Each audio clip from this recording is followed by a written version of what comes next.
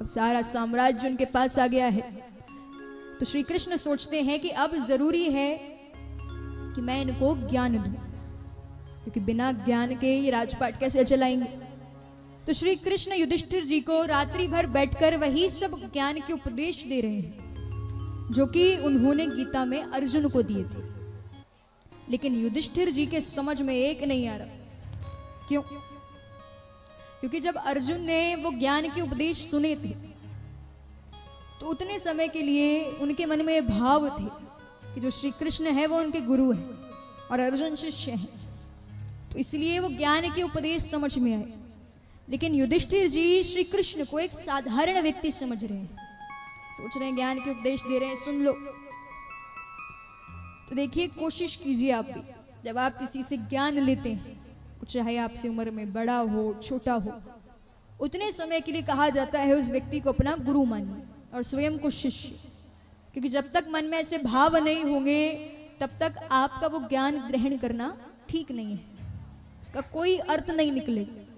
एक प्रसंग भी आता है कि जब रावण मृत्यु शैया पर पड़े हुए थे तो प्रभु श्री राम लक्ष्मण जी से कहते हैं कि देखिए, भले ही कुछ भी हो लेकिन जो रावण है वो बहुत बड़े ज्ञानी है, तो इसलिए आप उनके पास जाइए, उन्हें राजनीति का बहुत ज्ञान है, तो आप उनसे जाकर के ज्ञान के उपदेश सुनिए। ये सुनकर के वो कहते हैं ठीक है। अब लक्ष्मण जी को लगता है छोटी सी तो बात है, जाकर के ज्ञान के उपदेश सुनना है, सुन लेंगे। अब रावण तो मृत्यु शैया पर पड़े हैं, लक्ष्मण जी का आना होता है। अब जैसे ही लक्ष्मण जी वहां पहुंचे, प्रणाम किया, रावण देख रहे हैं। अब लक्ष्मण जी आकर के रावण के शीश की तरफ खड़े हो गए।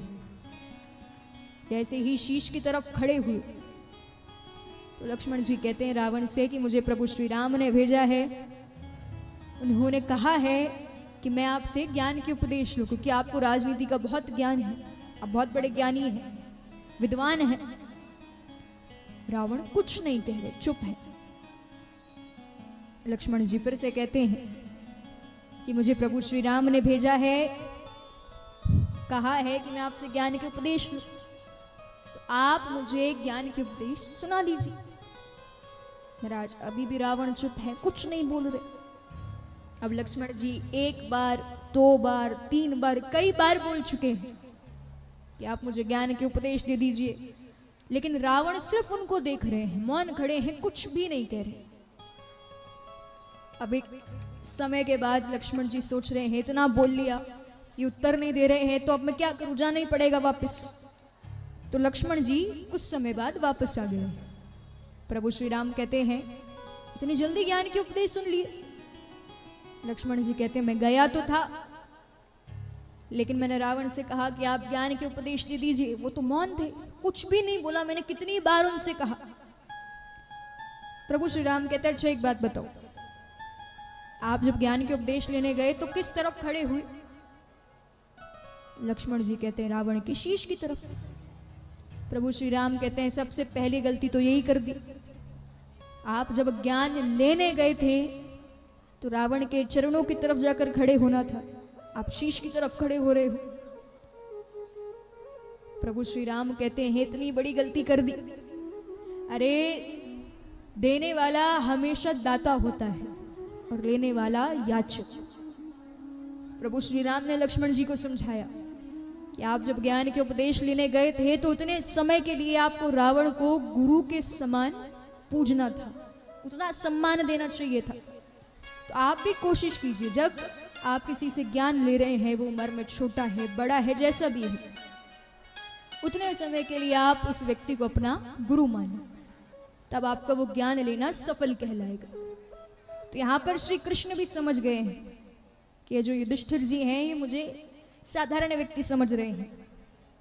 श्री कृष्ण सोचते हैं कि ज्ञान के उपदेश किसी ऐसे व्यक्ति से दिलवाने पड़ेंगे जो इनकी नजरों में बहुत ऊपर हो, जो बहुत सम्माननीय हो। श्री कृष्ण सोचते हैं यदि वो कोई है तो वो है भीष्म पितामह। श्री कृष्ण सोचते हैं उन्हीं के पास लेकर के जाना पड़ेगा। तो तुरंत ही पांचों पांडव से, द्रौपदी से कहा है कि आप सभी मेरे साथ चलिए। महाराज पांचों पांडव द्रौपदी जाते हैं श्री कृष्ण के साथ। पांडव कहते हैं कहाँ लेकर के चल रहे हैं? श्री कृष्ण कहते हैं भीष्म पितामह के पास जा रहे हैं। अब महाराज जैसे ही वहां पहुंचे तो जो भीष्म हैं वो तो वाणों की सैया पर पड़े हुए हैं, रक्त की एक एक बूंद बह चुकी है। जैसे ही भीष्म पितामह ने देखा कि पांडव आ रहे हैं, द्रौपदी आ रही हैं, खुश हुई। लेकिन जैसे ही नजर पड़ी कि बीच में से साक्षात श्री कृष्ण आ रहे हैं तो ये देख करके बड़े प्रसन्न हुए। मतलब आंखों में आंसू आ चुके हैं, अश्रुधाराएं बहने लगी हैं कि मानो मेरा अंत समय आ गया और मेरा कन्हैया मुझे दर्शन देने चला गया। अब जैसे श्री कृष्ण पहुंचे हैं, पांडव पहुंचे हैं, प्रणाम किया। भीष्म पितामह देख रहे हैं। श्री कृष्ण कहते हैं हम यहां पर इसलिए आए हैं क्योंकि आपके जो ये पौत्र हैं ये राजा बन चुके हैं और अब जरूरी है कि इन्हें ज्ञान के उपदेश दें। तो हम ये चाहते हैं कि आप इन्हें ज्ञान के उपदेश दें। भीष्म मुस्कुरा कर कहते हैं कन्हैया तुम स्वयं इतने बड़े ज्ञानी हो, मुझसे कह रहे हो कि मैं ज्ञान दूं। अब श्री कृष्ण भीष्म की तरफ देख रहे हैं। भीष्म पितामह सब समझ गए हैं कि बात क्या है। कहते हैं ठीक है, यदि तुम कह रहे हो तो मैं ये करूंगा। अब भीष्म पितामह भी वही सब ज्ञान के उपदेश दे रहे हैं जो कि श्री कृष्ण ने गीता में अर्जुन को दिए थे। भीष्म पितामह कहते हैं देखो सबसे पहली बात, राजा बन गए हो बहुत अच्छी बात है, इन कभी भी घमंड नहीं आना चाहिए क्योंकि व्यक्ति के अंदर घमंड बहुत जल्दी आता है और आजकल के लोगों के अंदर तो और जल्दी छोटी छोटी बात को लेकर के हमें घमंड आ जाता है, हमारे पास तो ये है वो है। तो देखिए यदि जीवन में आपको आगे बढ़ना है, जीवन में सफलता प्राप्त करना है तो घमंड शब्द को हमेशा के लिए छोड़ दीजिए क्योंकि जब तक आपके अंदर अहंकार रहेगा तब तक आप आगे नहीं बढ़ सकते। तो यदि जीवन में सफलता प्राप्त करना चाहते हैं तो अहंकार को त्यागिए, घमंड को छोड़िए। जो कुछ दिया है भगवान ने दिया है, भगवान की कृपा से है।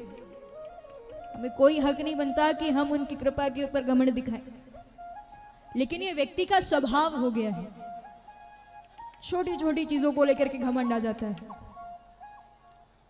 तो वही हाल है। तो इसलिए भीष्म पितामह कह रहे हैं कि देखिए पहली बात तो ये राजा बन गए बहुत अच्छी बात, लेकिन कभी भी इस बात को लेकर घमंड नहीं आना चाहिए।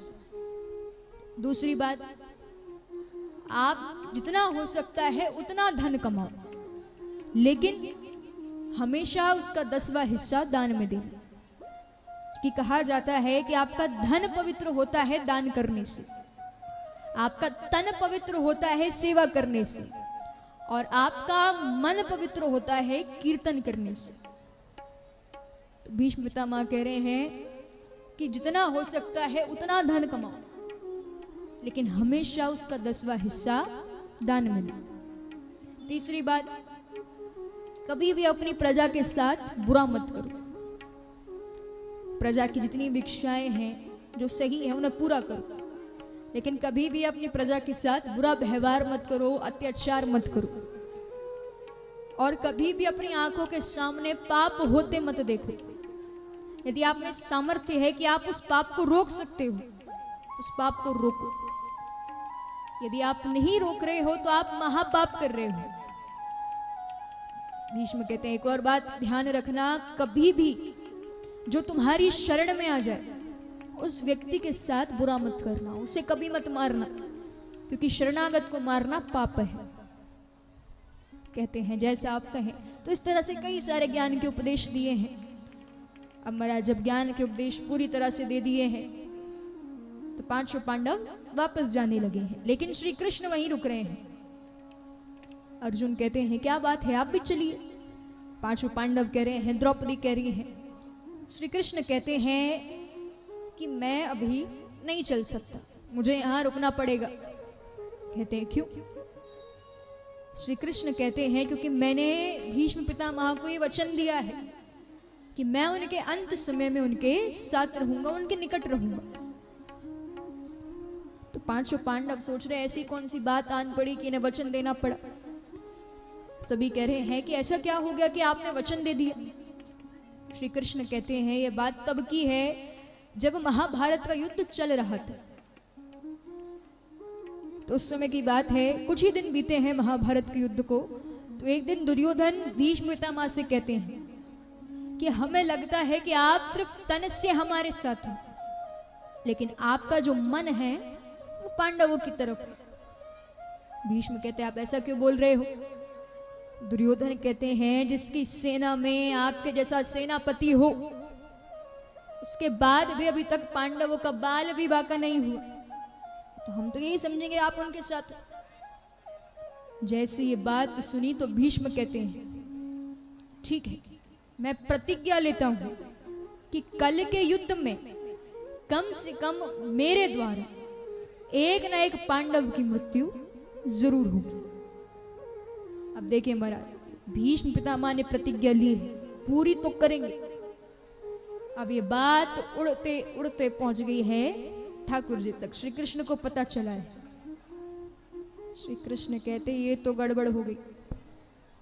यदि भीष्म पितामह ने प्रतिज्ञा ले ली तो वो पूरी करके मानेंगे, लेकिन भगवान भी लीला पुरुषोत्तम है।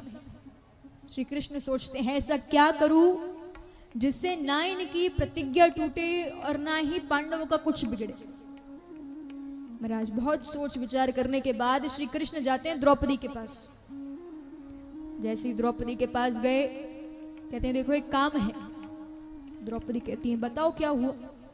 श्री कृष्ण कहते हैं कि भीष्म पितामह के शिविर में जाना, जब उनके कक्ष में पहुंचोगी तो बिना किसी आवाज के जाकर के उनकी चरण स्पर्श कर लेना, लेकिन आवाज नहीं आना चाहिए, मतलब उन्हें पता भी नहीं चलना चाहिए कि आप उनके कक्ष में गई। द्रौपदी कहती हैं ठीक है जैसा आप कहो। महाराज संध्या का समय है, भीष्म पितामह शिविर में विश्राम कर रहे हैं, नेत्र बंद हैं। अब पीछे से द्रौपदी आई है, बिना किसी आवाज के आ रही है, मतलब उन्हें समझ में भी नहीं आया है कि द्रौपदी आई है। द्रौपदी जाती हैं और जाकर के चरण स्पर्श कर लेती हैं। अब जैसे ही चरण स्पर्श किया तो भीष्म पितामह के मुख से निकल गया है अखंड सौभाग्यवती भव, क्योंकि उन्हें लगा कि हो सकता है कौरवों में से ही कोई होगा, क्योंकि ना पांडवों के शिविर में कौरव जाते थे ना कौरवों के शिविर में पांडव, तो लगता है कि कौरवों में से ही किसी की अर्धांगिनी होंगी। लेकिन जैसे ही आशीर्वाद दिया लगता है कि कुछ तो गलत हुआ।